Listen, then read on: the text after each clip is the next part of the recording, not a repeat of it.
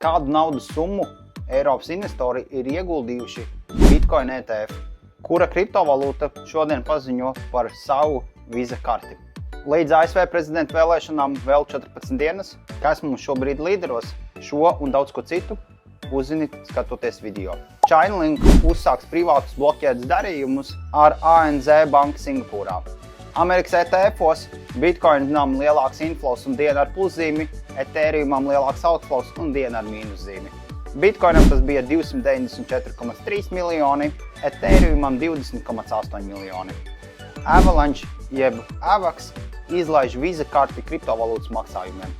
Zelts šodien kārtojo reizi izsita vai uzstādīja all-time high. Trumpa pārsvars pār Harris turpina pieaugt, un šobrīd tas jau sasniedz turpat 30%. The Economist pirms 13 gadiem šajā dienā Bitcoin nosauc par burbuli. Tajā brīdī viņš maksāja $2,5. Šobrīd 67,000.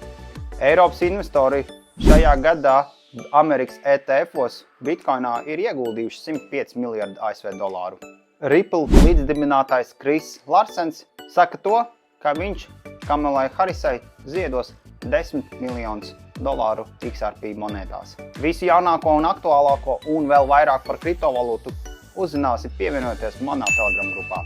Links būs profila aprakstā.